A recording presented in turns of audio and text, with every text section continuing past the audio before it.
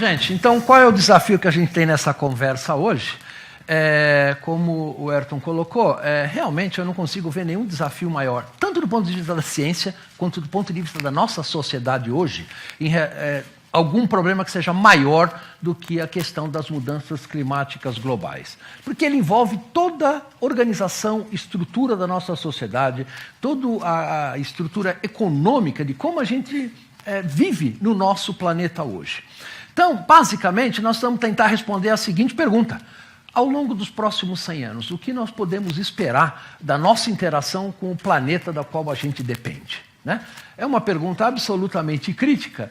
E para responder essa pergunta, nós vamos olhar tanto para a situação como nós estamos hoje, quanto para o passado, como é que a gente chegou nessa situação, quanto quais são os possíveis cenários futuros de como que a gente possa lidar com essa questão.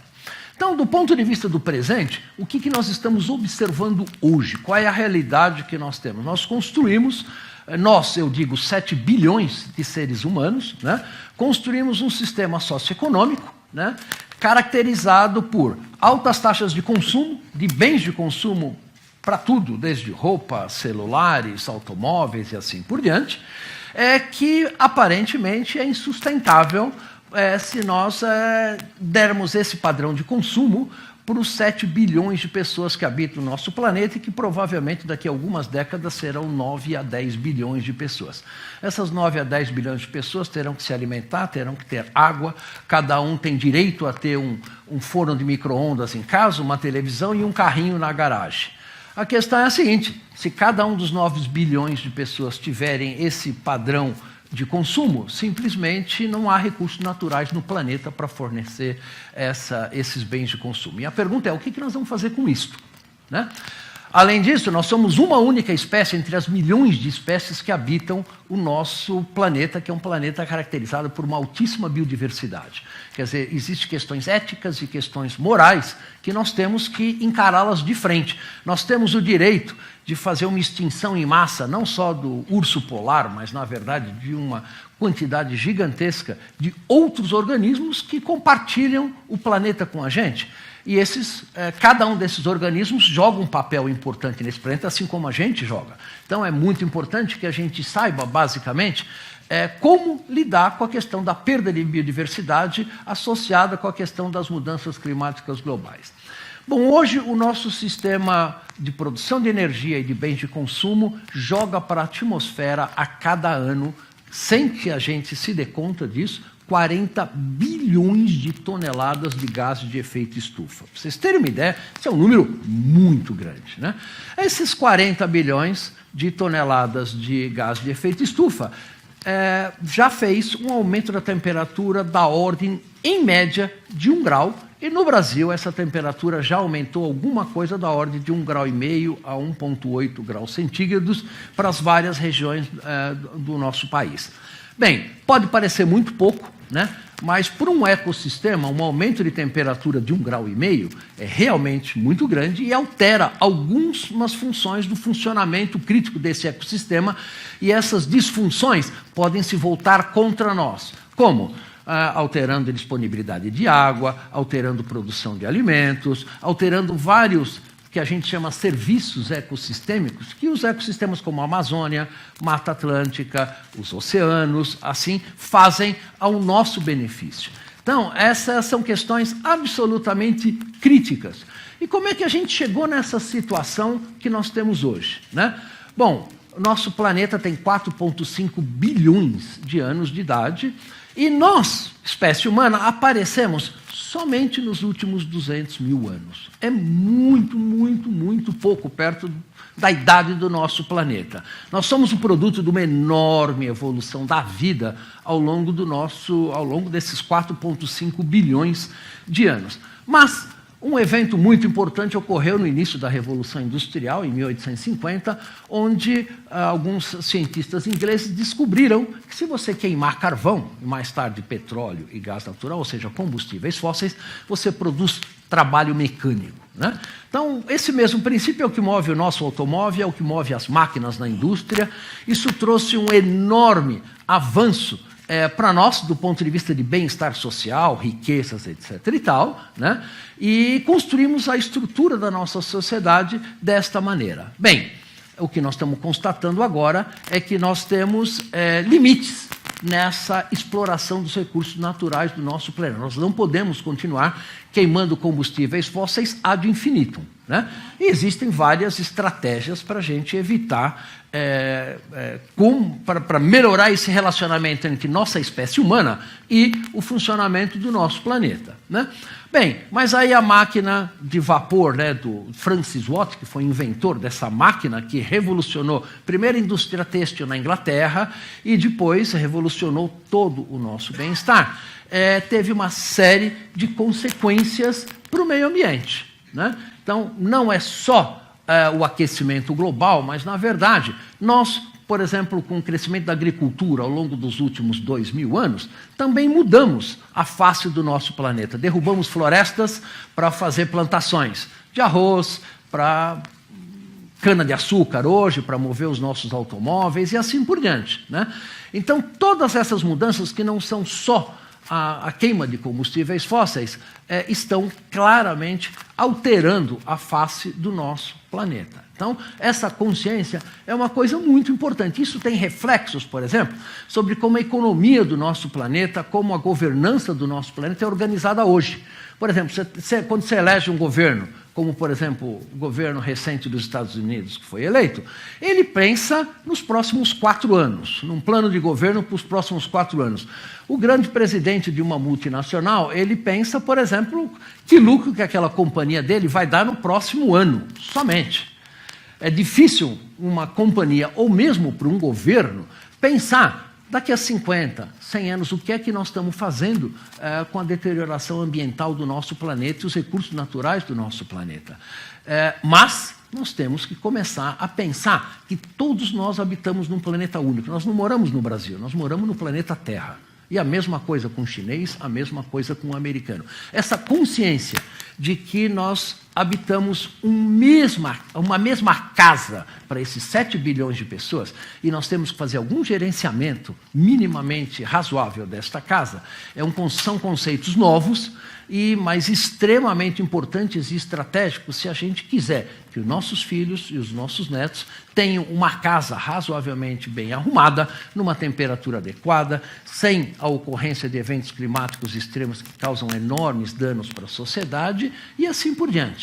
E a grande pergunta que a gente tem hoje é: como é que a gente vai chegar lá? Quer dizer, ou seja, como é que a gente vislumbra os próximos, digamos, 50 ou 100 anos do nosso planeta?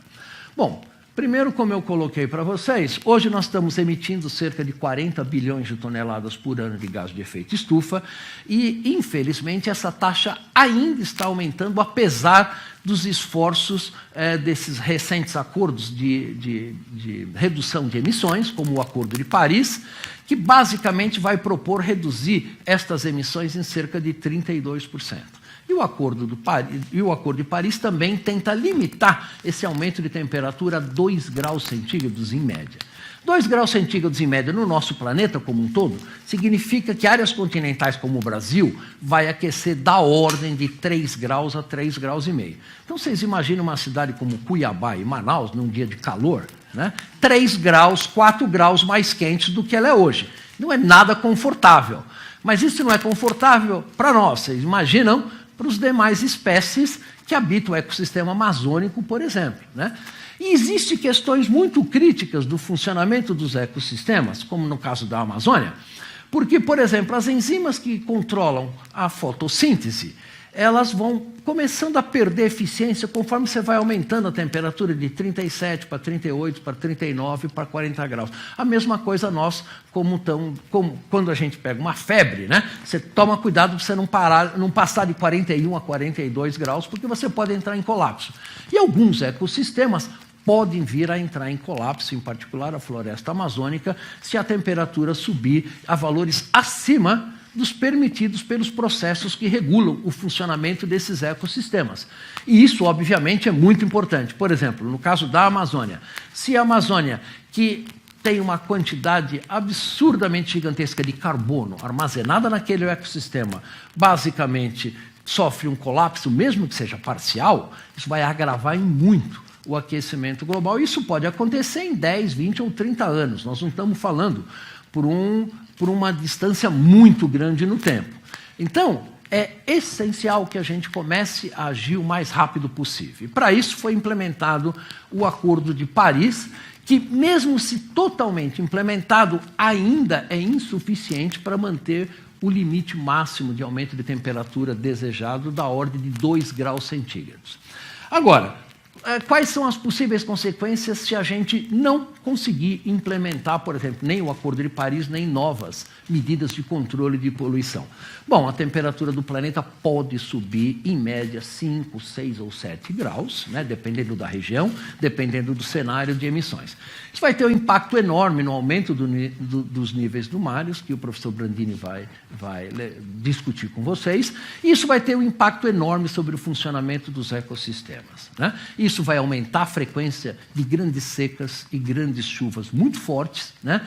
Então, isso vai ter um impacto socioeconômico enorme para os nossos filhos e para os nossos netos. Então, a gente tem que evitar esse cenário o máximo possível. É possível evitar esse cenário? Não há a menor dúvida, a resposta da ciência é possível, sim, e nem custa muito caro.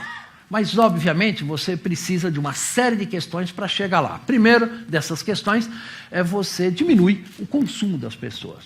Diminui a maneira com que você mede o sucesso de um país. Quer dizer, é correto você medir o sucesso de um país pelo crescimento do produto industrial bruto? Por que não medir o sucesso de um país pela felicidade com que as pessoas estão tendo com o sistema socioeconômico implantado nesse país? Não seria uma métrica muito mais razoável do que uma métrica baseada no lucro somente a curto prazo das empresas?